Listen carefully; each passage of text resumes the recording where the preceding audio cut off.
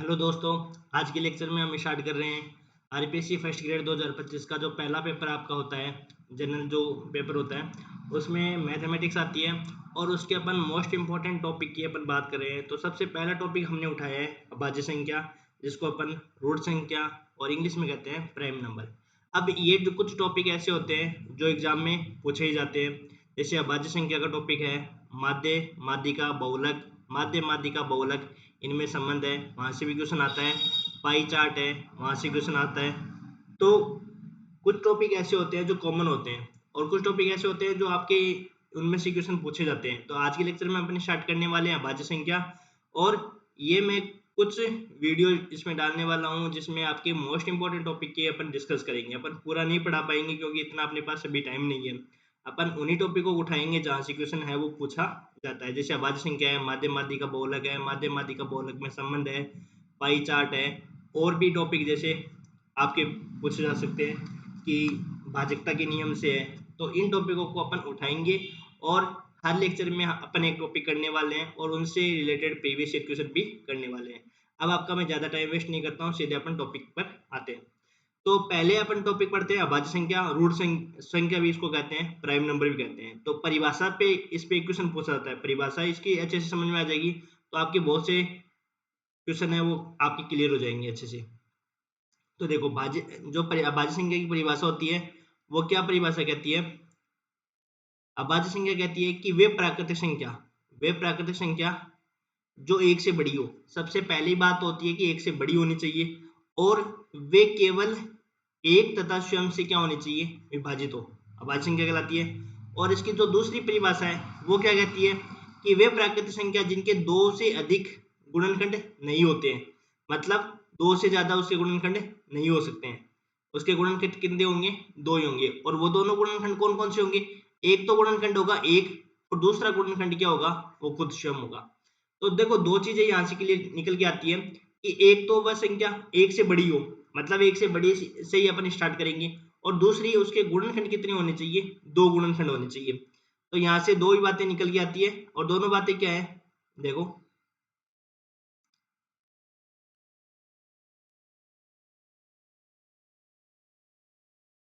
एक तो एक से बड़ी प्राकृतिक संख्या, एक से बड़ी प्राकृतिक संख्या होनी चाहिए, और दूसरे उसके कितने गुणनखंड होने चाहिए? दो ही गुणनखंड होने चाहिए। और दो गुणनखंड में पहला गुणनखंड क्या होना चाहिए? एक होना चाहिए, और दूसरा गुणनखंड क्या होना चाहिए? स्वयं होना चाहिए। उसको ही अपन क्या कहते हैं? अभाज्य संख्या कहते हैं। इसी को अपन क्या कहते हैं? अभाज्य संख्या कहते हैं। तो अभाज्य संख्या को समझने के लिए अपन कह सकते हैं कि एक से बड़ी होनी चाहिए, उसके केवल दो ही गुणनखंड होते हैं। और वो गुणनखंड कौन कौन से होते हैं? एक तो खुद होता है और एक होता है एक। ठीक है। यदि अपन फॉर एग्जाम्पल की बात करें तो यहाँ से अपन स्टार्ट करें टू। टू अभाज्य संख्या है क्या? एक से बड़ी है और उसके कितने गुणनखंड होंगे? एक गुणा दो। इसको अपन लिख सकते हैं। जैसे अपन तीन की बात करें तो तीन को क्या लिख सकते हैं? एक गुणा तीन।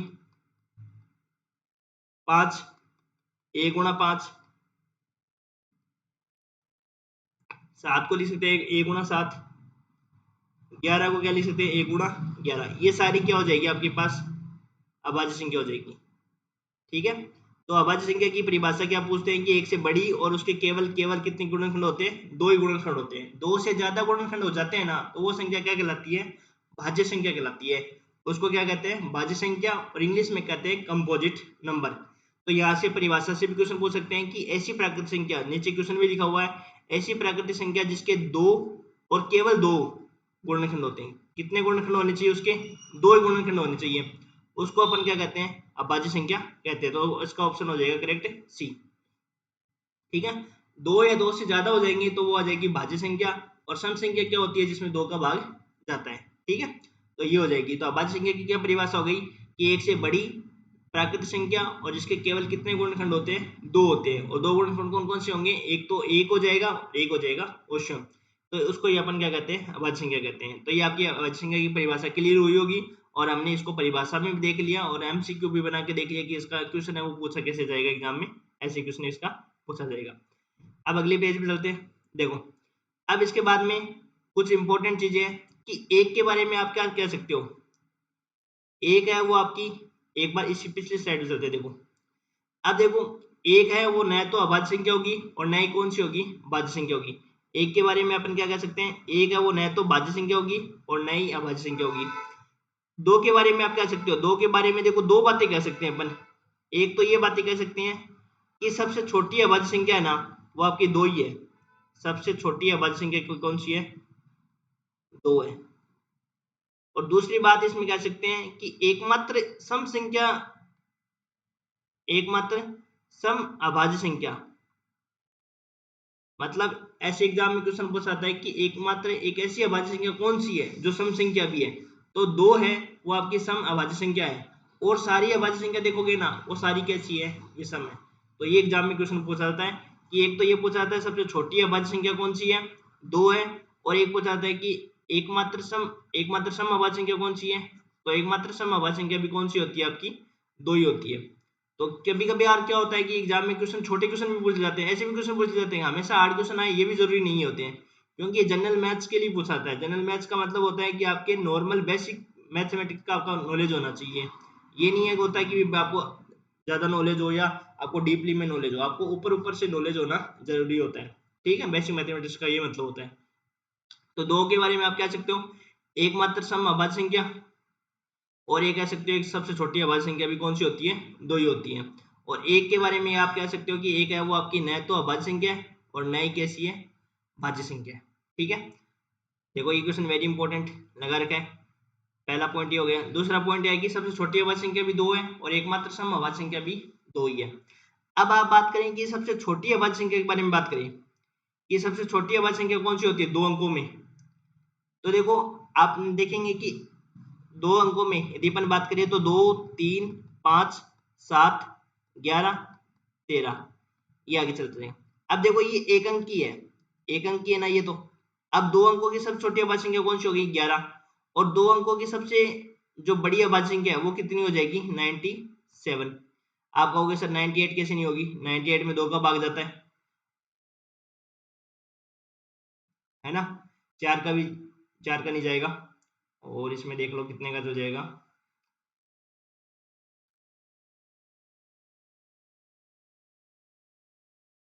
98 का भी चला जाएगा, है ना। तो इसके फैक्टर तीन हो गए, एक हो गया, दो हो गया और 98 हो गया। तीन फैक्टर हो गया, तो ये 98 अभाज्य संख्या नहीं होगी। 99 में भी नहीं होगी और 100 भी नहीं होगी। 100 तो तीन अंकों में आ जाएगी, तो ये वैसे नहीं होगी। तो 97 की बात करें तो 97 में एक का जाएगा और 97 का भाग जाएगा। तो दो अंकों की बड़ी अभाज्य संख्या पूछे तो 97, और तीन अंकों की सबसे छोटी अभाज्य संख्या पूछे तो 101 होती है, और तीन अंकों की सबसे बड़ी अभाज्य संख्या पूछेंगे तो 997 होता है। तो देखो अभी दोबारा रिपीट कर लेते हैं। एकमात्र सम अभाज्य संख्या कौन सी है, दो है। सबसे छोटी अभाज्य संख्या कौन सी है, दो अंकों की, 11। और सबसे बड़ी है 97। और सबसे छोटी तीन अंकों की अभाज्य संख्या होती है 101 होती है, और तीन अंकों की सबसे बड़ी अभाज्य संख्या क्या हो जाएगी, 997। अब आप कहोगे सर ये हमें क्यों बता रहे हो, यहाँ से कोई क्वेश्चन थोड़ी पूछता है एग्जामिनर पूछता है कि सबसे छोटी दो अंकों की अभाज्य संख्या और सबसे बड़ी दो अंकों की अभाज्य संख्या का अंतर कितना होगा।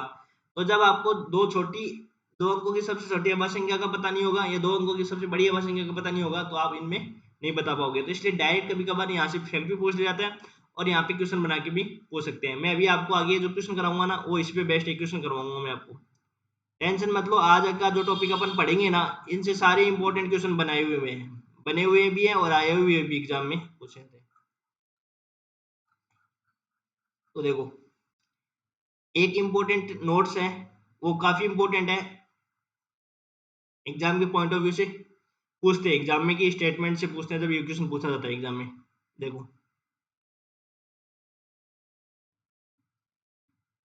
क्या स्टेटमेंट है कि दो और तीन से बड़ी, दो और तीन से बड़ी मतलब दो और तीन दोनों से बड़ी सभी अभाज्य संख्याएं 6k+1 - 1, ये होता है। देखो 6k, यहाँ पे प्लस और माइनस दोनों लगाते हैं कि प्लस से भी जा सकते हैं, मतलब इसको 6k+1 भी लिख सकते हैं और 6k-1 लिख सकते हैं। इन दोनों को एक साथ लिख दिया हमने इस फॉर्मेट में, ठीक है। तो 6k+1 आपको याद क्या करना है, इसका भी मैं क्वेश्चन बना के बताऊंगा। देखना आप कि दो और तीन से बड़ी अभाज्य संख्या है वो 6k+1 - 1 के फॉर्म में होती है, 6k+-1 के फॉर्म में होती है। इस रूप में होती है कि सारी जो अभाज्य संख्या होती है ना 2 और 3 से बड़ी, वो सारी अभाज्य संख्या वो इसी रूप में होती है।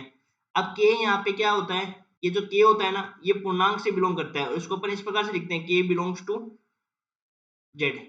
z यहाँ पे है ना पूर्णांक का नोटेशन होता है, पूर्णांक का क्या होता है, संकेत होता है। पूर्णांक का मतलब होता है यदि इनका संधि विच्छेद करें पूर्णांक का तो पूर्ण प्लस अंक, जो जो पूरे पूरे अंक होते हैं ना उनको पूर्णांक कहते हैं। पूरे पूरे अंक 1 2 3 5 7 ये सारे क्या होते हैं, पूर्णांक होते हैं। पूरे पूरे अंक जो होते हैं वो उनको क्या कहते हैं, पूर्णांक कहते हैं।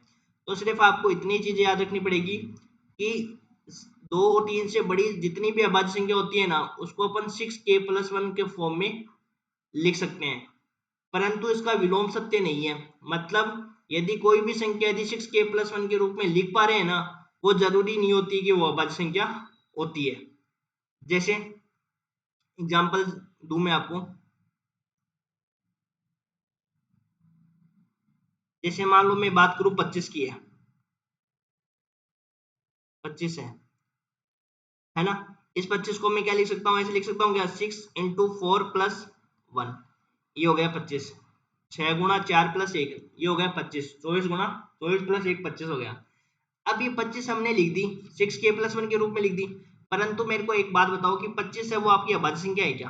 नहीं है। 1 का भाग जाता है, 5 का जाता है, 25 का जाता है ना। तो ये अभाज्य संख्या नहीं है। तो इसलिए बोला गया है कि 2 और 3 से बड़ी जितनी भी अभाज्य संख्या होती है उनको अपन कैसे लिख सकते हैं, 6k+1 के फॉर्म में लिख सकते हैं। परंतु यदि जो भी संख्या अपन 6k+-1 के फॉर्म में लिख पा रहे हैं वो सारी संख्या अभाज्य संख्या हो, ये जरूरी नहीं है। तो ये देखो मैंने लिखा है कि अर्थात कोई संख्या 6k+1 के रूप में लिखी गई है तो उसका अभाज्य संख्या होना आवश्यक नहीं है। तो वो अभाज्य संख्या हो भी सकती है और नहीं भी हो सकती है। ठीक है। अब आपको क्या याद रखना है, देखो ज्यादा आपको इसको फंसना नहीं है इसके अंदर। आपको जो चीजें याद रखनी है ना वो मैं बता देता हूँ। आपको सिर्फ इतना याद रखना है कि 2 और 3 से बड़ी जितनी भी अभाज्य संख्या होती है उनको 6k+1 के रूप में लिख सकते हैं, और इसका विलोम है वो सत्य नहीं होता है, मतलब इसका उल्टा है ना वो सत्य नहीं होता है। बस इतना याद रखना है आपको। ठीक है। आपको एग्जाम्पल वगैरह कुछ याद नहीं करने, आपको ये याद करना है कि 2 और 3 से बड़ी जितनी भी अभाज्य संख्या होती है उनको अपन 6k+1 के रूप में लिख सकते हैं, और इसका विलोम है ना वो सत्य नहीं है। बस इतना याद रखना आपको। ठीक है। देखो अगली स्लाइड में चलते हैं। अब ये सबसे इंपॉर्टेंट चार्ट है, ये यहाँ से एग्जाम में क्वेश्चन पूछा जाता है।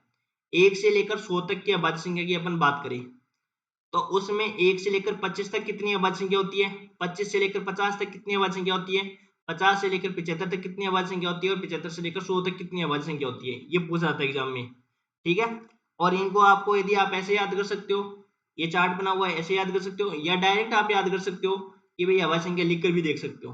ठीक है, जरूरी नहीं कि ये चार्ट आप याद करो।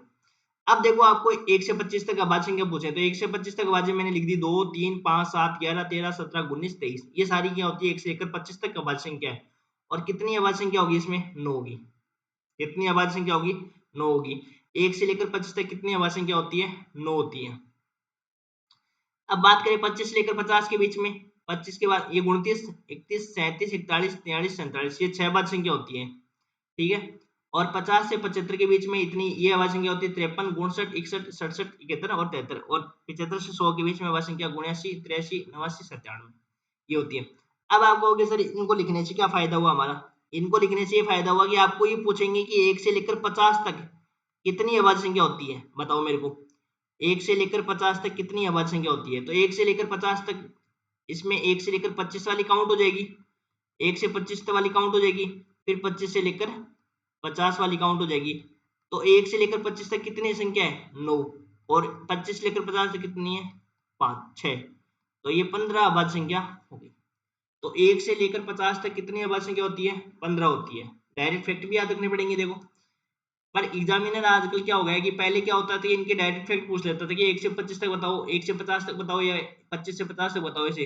अब आजकल क्या पूछता है एग्जामिनर, 1 से लेकर 30 तक कितनी अभाज्य संख्या होती है, बताओ मेरे को। 1 से लेकर 30 तक कितनी अभाज्य संख्या होती है।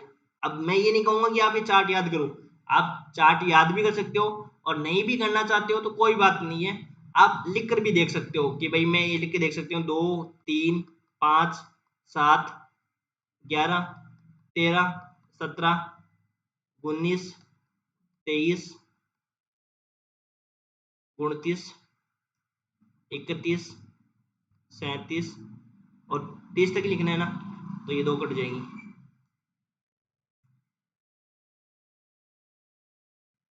तो देख लो कितनी होगी, 4, 5, 6, 7, 8, 9, 10। ये 1 से लेकर 30 तक कितनी अभाज्य संख्या हो गई? 10 हो गई। 1 से लेकर 30 तक आपकी कितनी अभाज्य संख्या हो गई? 10 हो गई। ठीक है। और ऐसे भी देख सकते हो एग्जाम में, देखो 1 से लेकर 25 तक कितनी है? 9, और इसमें जाएगी फिर 30 तक, तो एक और आ जाएगी ये संख्या 29। ये 9 इसमें, एक इसमें, 10। ठीक है। चाहे आप लिख कर देख सकते हो, लिख के देखना ही सबसे बेस्ट मानता हूं मैं। ये चार्ट आप याद रखो ना रखो, लेकिन डायरेक्ट कई बार फैक्ट पूछते हैं तो इसमें आपको ध्यान रख सकते हैं, तो आप डायरेक्ट याद भी कर सकते हो और ऐसे लिखकर भी आप देख सकते हो। 1 से लेकर 30 तक का आपका एग्जाम में क्वेश्चन पूछा हुआ है। अब आपको 1 से लेकर 100 तक का पूछा भी जा सकता है कि 1 से 100 तक कितनी अभाज्य संख्या होती है, तो इन सबको जोड़ दो। 9, 6, 15, 6, 21 और 25। तो 1 से लेकर 100 तक कितनी अभाज्य संख्या होती है? 25 अभाज्य संख्या होती है। कितनी अभाज्य संख्या होती है? अब ये फैक्ट होता है ना, ऐसे वाले फैक्ट, अब इनको तो याद करना ही सही रहता है कि 25 अभाज्य संख्या होती है। और अभाज्य संख्या मैंने इसलिए टॉपिक उठाया क्योंकि अभाज्य संख्या सबसे इंपॉर्टेंट टॉपिक होता है। चाहे वो नंबर सिस्टम ले लो, चाहे पूरी मैथमेटिक्स में ले लो, चाहे अभाज्य संख्या बहुत महत्वपूर्ण होता है। अभाज्य ऐसे भी पूछा सकता है, ऐसे क्वेश्चन पूछते हैं एग्जाम में कि प्रथम 12 अभाज्य संख्याओं की माध्यिका क्या है, ये क्वेश्चन पूछा हुआ एग्जाम में। तो प्रथम 12 अभाज्य, तो आपको 12 अभाज्य संख्या पता होना चाहिए, स्टार्टिंग की 12 अभाज्य संख्या पता होना चाहिए, एक अभाज्य संख्या नहीं होती है, ध्यान रखना ये। तो प्रथम 12 अभाज्य संख्या के बारे में पूछ सकता है, तो प्रथम 12 अभाज्य संख्या लिखो, फिर उनकी माध्यिका निकालो। या ऐसे पूछ सकता है कि प्रथम 10 अभाज्य संख्याओं का औसत बताओ या माध्य बताओ। तो सबसे पहले आपको नॉलेज होना चाहिए कि अभाज्य संख्या होती क्या है, अभाज्य संख्या कौन कौन सी होती है। ठीक है, इसलिए मैंने ये आपको अभाज्य संख्या वाला टॉपिक उठाया। कल मैं आपको माध्य माध्यिका के क्वेश्चन करवाऊंगा। ठीक है, तो 25 अभाज्य संख्या होती है।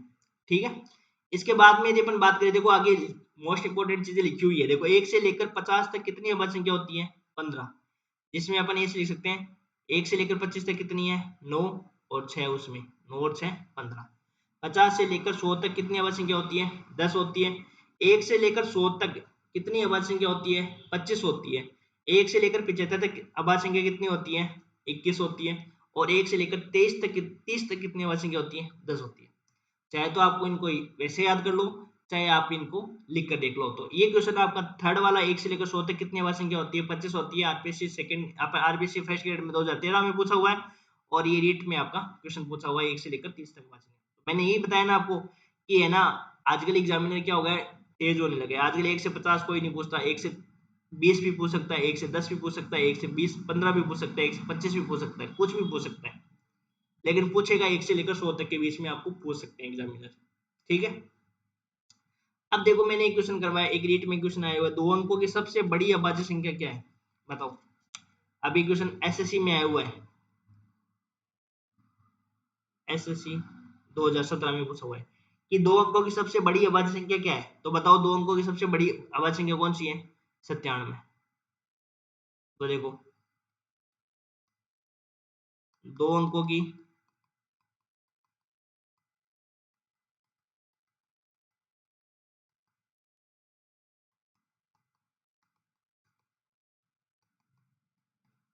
और सबसे छोटी अभाज्य संख्या पूछे तो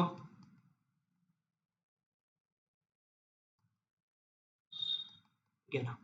ठीक है, तो 2 छोटी संख्या ये हो गई। अब इनका अंतर भी पूछ सकते हैं।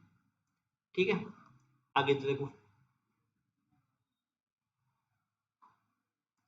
आगे देखो, ये रेट 2022 में पूछ लिया इन्होंने कि 2 अंकों की सबसे बड़ी और सबसे छोटी अभाज्य संख्या का अंतर क्या होगा। तो देखो 2 अंकों की सबसे बड़ी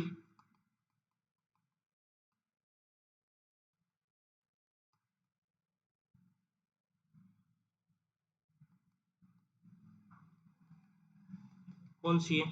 97। और सबसे छोटी अभाज्य संख्या कौन सी हो जाएगी? 11।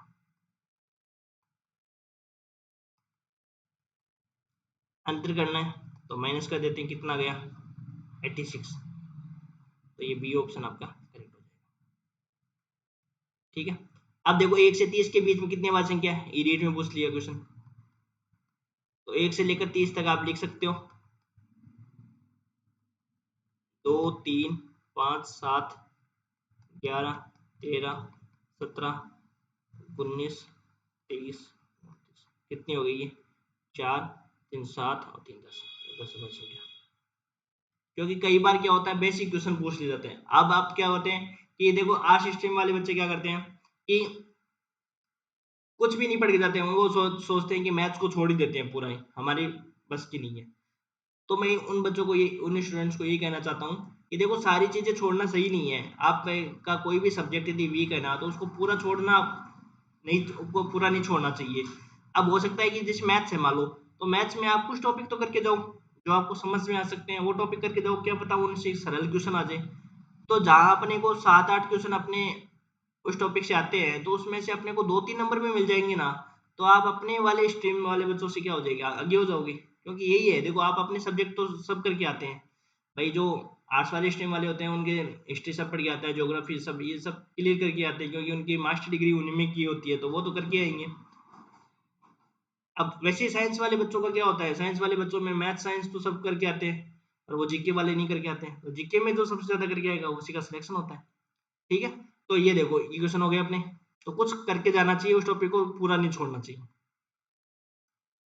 अब देखो मैंने जो आपको एक मोस्ट इंपोर्टेंट नोट लिखा के बताया था, वो ये देखो क्वेश्चन बन गया।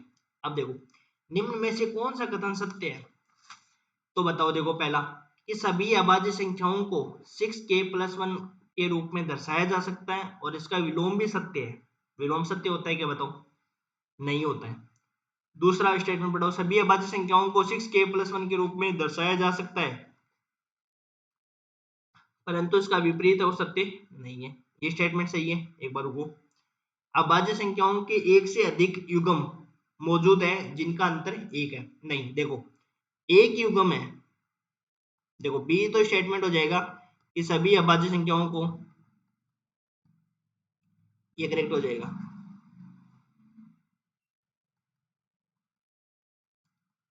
सभी अभाज्य संख्याओं को 6k+1, जहां पे k क्या होता है, पूर्णांक है।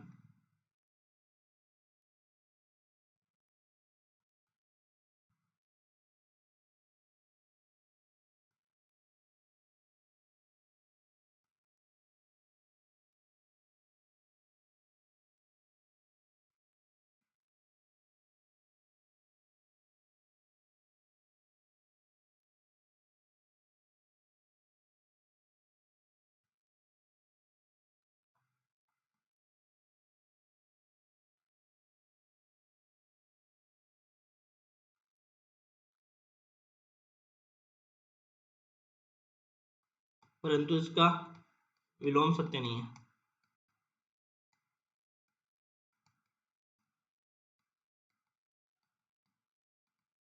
ठीक है, ये तो स्टेटमेंट जैसे करेक्ट हो जाएगा। सी वाला देखो कि अभाज्य संख्याओं के एक से अधिक युग्म मौजूद है जिसका अंतर एक होता है। जैसे मान लो मैं कुछ अभाज्य संख्या लिखता हूँ,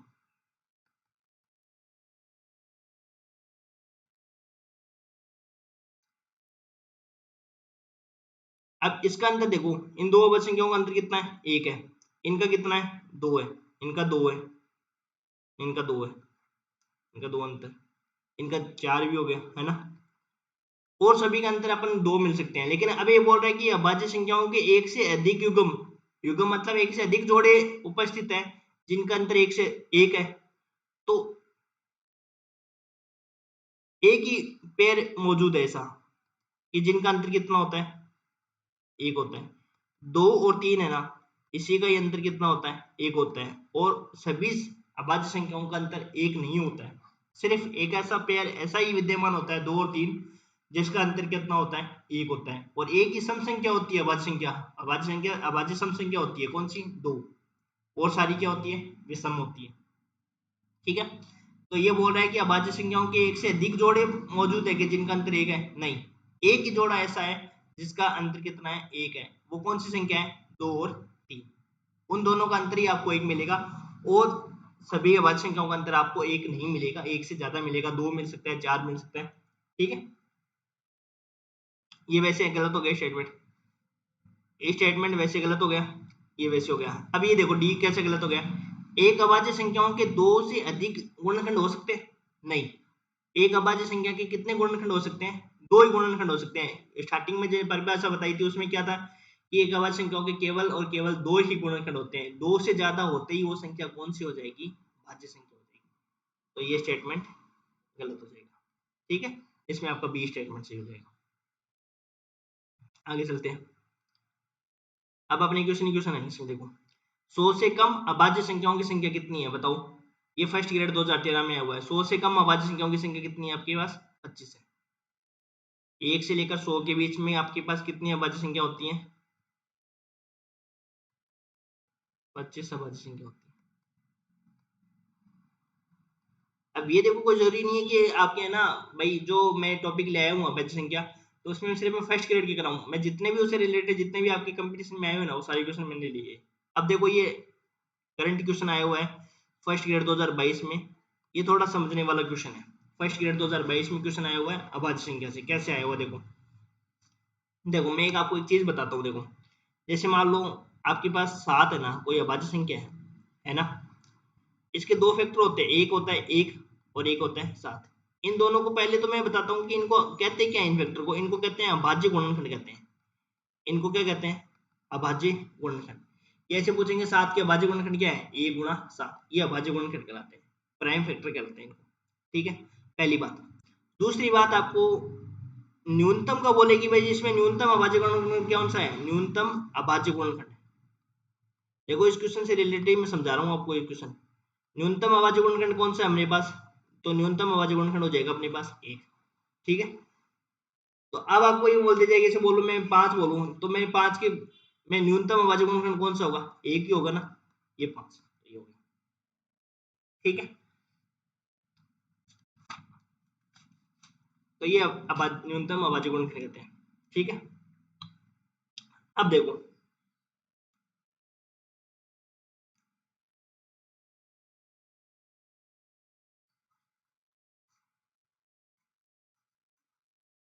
इस क्वेश्चन को समझना, देखो अल्फा और बीटा दो धनात्मक पूर्णांकों में दो संख्या दे रखी है आपको, एक तो क्या दे रखी है, अल्फा दे रखी है, एक क्या दे रखी है, बीटा दे रखी है, ठीक है। अब अल्फा का न्यूनतम अभाज्य गुणनखंड क्या है, 3 है। अल्फा का जो न्यूनतम अभाज्य गुणनखंड क्या है, 3 है, ठीक है। एक दो अभाज्य गुणनखंड है इसके, एक तो 3 दे रखा है और एक दूसरे का पता नहीं है। और बीटा का न्यूनतम अभाज्य गुणनखंड क्या दे रखा है, 5 है।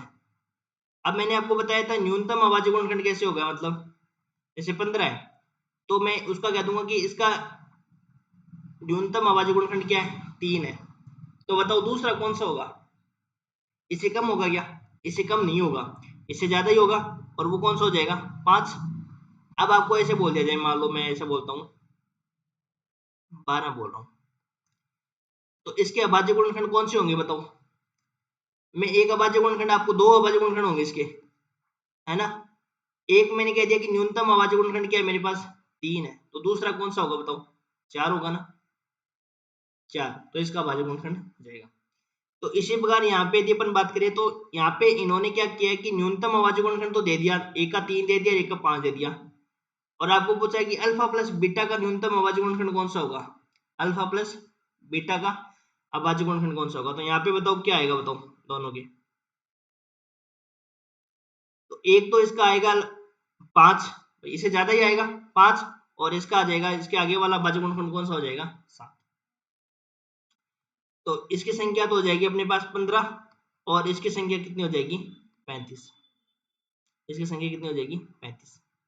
देखो दोबारा देखो, आपको इसने बोला है कि एक संख्या दे रखी है, मुझे नहीं पता कि संख्या कौन सी है, ठीक है। इसका एक दो फैक्टर होते हैं, दो अभाज्य गुणनखंड है इसके, तो एक तो दे दिया इसने 3 है, तो दूसरा अपन ने मान लिया कि इसमें कौन सा अभाज्य गुणनखंड आएगा, 5 आएगा, है ना। दूसरा जो अभाज्य गुणनखंड आएगा, और अभाज्य गुणनखंड में क्या होता है कि दोनों गुणनखंड क्या होते हैं, प्राइम नंबर होते हैं, अभाज्य गुणनखंड है ना दोनों। तो देखो जैसे जैसे मान लो आपका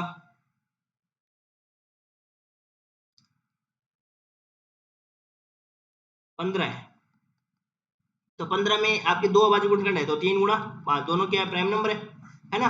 तो इसी प्रकार क्या होता है कि जैसे अल्फा आपके पास कोई संख्या है, उसमें बोल रहा है कि अल्फा का न्यूनतम अभाज्य गुणनखंड कितना है, 3 है, तो दूसरा अभाज्य गुणनखंड क्या होगा, आप कहोगे सर कहीं 4, 4 नहीं होगा, इसमें अभाज्य गुणनखंड क्या होगा, दूसरा 5 होगा, दूसरा अभाज्य गुणनखंड कौन सा होगा, 5 होगा, और इसके 5 के बाद में दूसरा अभाज्य गुणनखंड कौन सा होगा, 7 होगा। तो फिर अपन क्या करेंगे, 3 को 5 से गुणा करके 15 बन जाएगा, और 5 को 7 से गुणा करके क्या बन जाएगा, 35 बन जाएगा। अब ये संख्या अपने पास कौन सी हो गई, एक तो बन गई 15 और एक क्या बन गई अपने पास 35। अब इन दोनों का योग करना है, और योग करके अपने को क्या बताना है, उसका न्यूनतम अभाज्य गुणनखंड कौन सा होगा। देखो तो संख्या होगी, अब अल्फा प्लस बीटा करो, अल्फा प्लस बीटा 15 प्लस 35 कितना हो गया, 50। ठीक है, 50 के गुणनखंड करो, देखो 50 के गुणनखंड करेंगे, सबसे पहले कितने का भाग लगेगा, 2 का, 25, 5, 5, 5, तो इसके फैक्टर क्या आ गए, 2 गुणा 5 गुणा 5। अब मेरे को इसमें बताओ कि इसका न्यूनतम गुणनखंड कौन सा होगा।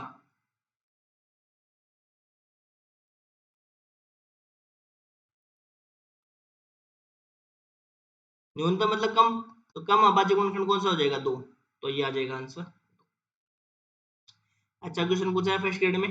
तो अब आपको दे रखा है कि अल्फा और बीटा दो धनात्मक संख्याओं में से अल्फा का न्यूनतम अभाज्य गुणनखंड क्या दे रखा है, 3 दे रखा है, तो दूसरा अभाज्य गुणनखंड क्या होगा, 5 होगा, इसके बाद वाला 5। और इसी प्रकार बीटा का न्यूनतम अभाज्य गुणनखंड क्या हो जाएगा अपने पास, 5 दे रखा है न्यूनतम, तो दूसरा कौन सा हो जाएगा, 7, तो दूसरा अभाज्य गुणनखंड क्या हो जाएगा, 7 हो जाएगा। ये देख सकते हो, देखो फिर इसने पूछा है कि दोनों का योग करके है ना वो अभाज्य, उसका न्यूनतम अभाज्य गुणनखंड बताओ, तो ये हो जाएगा अपने पास 2 गुणा 5 गुणा 5, तो ये हो जाएगा अपने पास 2, इसका न्यूनतम अभाज्य गुणनखंड हो जाएगा। ठीक है,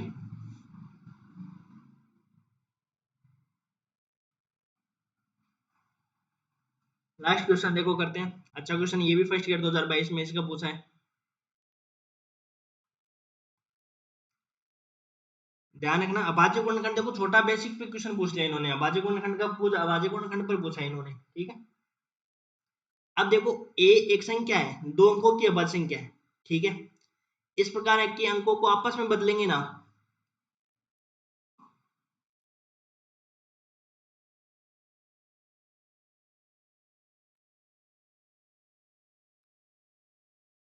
आपस है ये,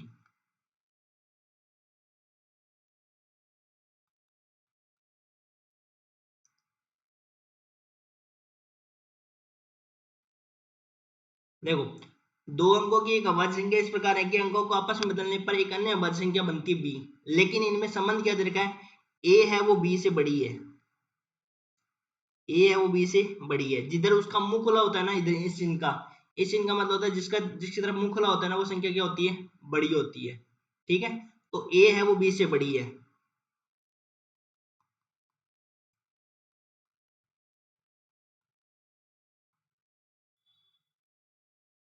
ए बी से बड़ी अभाज्य संख्या है। ठीक है, ए है वो बी से क्या है, बड़ी अभाज्य संख्या है। ठीक है, अब आपको देखो क्या बोला है कि ए है वो 2 अंकों की अभाज्य संख्या इस प्रकार है कि अंकों को बदलने पर एक अन्य अभाज्य संख्या भी बननी चाहिए। मतलब जैसे मान लो एक मैंने मान ली कि एक अभाज्य संख्या मान लो 13 है, तो पहली कंडीशन तो ये कह रहा है कि इन अंकों को पलटेंगे ना, इन अंकों को बदलेंगे, तो 3 को मैंने एक के स्थान पर लिख दिया और एक के स्थान पर उल्टा लिख दिया, उल्टा लिख दिया, 13 का उल्टा क्या हो गया, 31 हो गया। अब ये देखो ये दोनों अभाज्य संख्या है, लेकिन एक कंडीशन और दे दी कि एक तो क्या होनी चाहिए, ए है वो बी से बड़ी होनी चाहिए, और एक दे दिया कि उनका अंतर कितना होना चाहिए, माइनस है ना, इनका अंतर कितना होना चाहिए, 36 होना चाहिए। भाई इन दोनों को आपस में घटाने पर 36 मिलता है क्या, बताओ मेरे को। पहली बात तो ए है वो बी से बड़ा ही नहीं है, चलो इसमें घटा के भी देखते हैं, 31 में से 13 घटा के देखो कितना आ जाएगा, 18, तो इनका अंतर 36 नहीं आया ना, इसका मतलब ये पेयर आपका नहीं है, तो फिर कौन सा होगा, ये आपको करके देखना पड़ेगा। जैसे सारी अभाज्य संख्या को करके देखते हैं एक बार, चलो मैं आपको करवा के दिखा देता हूँ। 2 अंकों की स्टार्ट करना है, ध्यान रखना 2 अंकों की,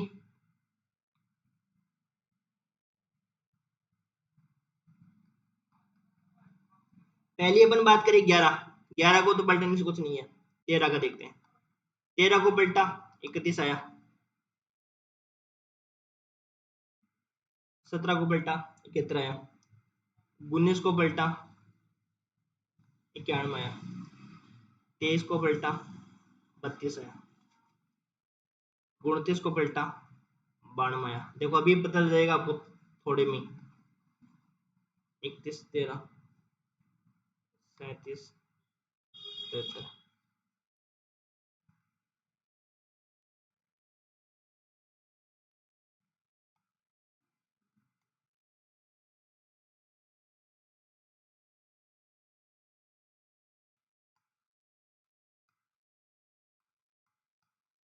एक बार से उल्टा करके माइनस में निकालो, चाहे कोई दिक्कत नहीं है।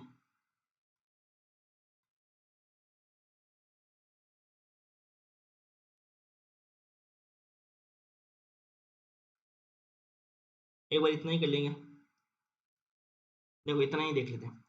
पहली बात तो इसमें आएगा क्या, 13 31 में नहीं आएगा, ये वाली कंडीशन छोड़ दो, आप इनका अंतर देख लो, 36 है क्या, इसका तो अंतर कोई 36 नहीं है, इसका 17 71 का नहीं आएगा, और 19 91 का भी नहीं आएगा, 23 32 का भी नहीं आएगा, 92 29 का आ जाएगा क्या, नहीं आएगा, 31 13 का भी नहीं आएगा, 37 73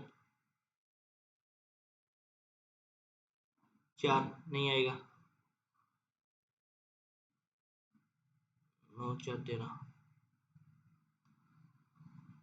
एक मिनट को 73 में से 37 घटाओ, 6 और ये 36, इसका अंतर आ जाएगा। इसमें से घटा के देख लो, 92 में से 29 घटा के देख लो, 7 आएगा, ये तो नहीं आएगा। 31 में से 13 भी नहीं आएगा, 43 में से 14 घटाएंगे तो 7 आएगा। देखो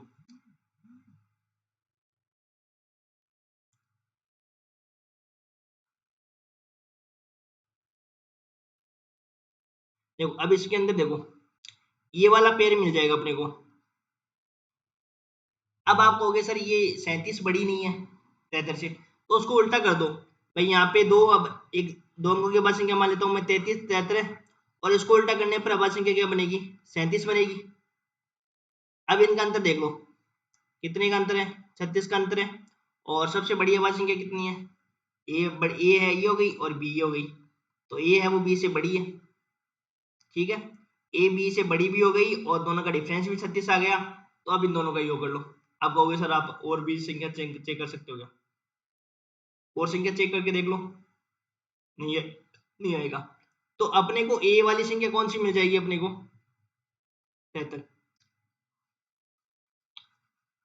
कोई बात, देखो माइनस माइनस आ जाएगा, वो मानता हूं मैं आपको, आते कि तो पहले आप उन संख्या को उल्टा भी तो कर सकते हैं, कि 73 को भी पहले मान सकते हैं और उसको।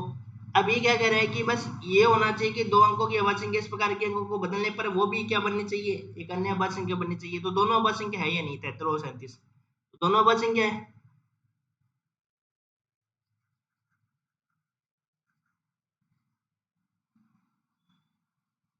तो यहाँ पे देखो, ए के स्थान पर तो आ जाएगा अपने पास 73, और बी के स्थान पर क्या आ जाएगा 37। अब इन दोनों का योग करना है, ए प्लस बी कर दो, 73 प्लस 37, ये कितना हो जाएगा अपने पास 110, तो ये हो जाएगा 110।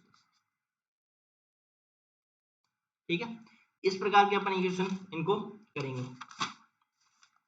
ठीक है, अब हमने देखो, अब यदि अपन ऐसे करते हैं ना, 37 में लिखते हैं, अब फिर उल्टा भी लिखना पड़ता है। अब एक साइड लिख लो, चाहे 37 लिख लिया मैंने, 33 इधर लिख लिया, है ना, अब चाहे इसको इधर लिख लो, अब फिर वो उल्टा लिख कर लिखना पड़ता, तो फिर कंफ्यूजन हो जाता। कि माइनस में मिल गए तो कोई दिक्कत नहीं है, फिर अपन इनकी जगह चेंज कर देंगे, क्यों, क्योंकि ए है वो बी से बड़ा होना चाहिए, इस कंडीशन को भी सेटिस्फाई करना चाहिए, तो बस ये अपना हो गया अभाज्य संख्या का टॉपिक। ठीक है, अब अगला टॉपिक अपन करेंगे माध्यम माध्यिका का, वो अगले लेक्चर में। ठीक है, और यदि आपको मेरा वीडियो पसंद आता है तो आप चैनल को लाइक शेयर सब्सक्राइब करें चैनल को।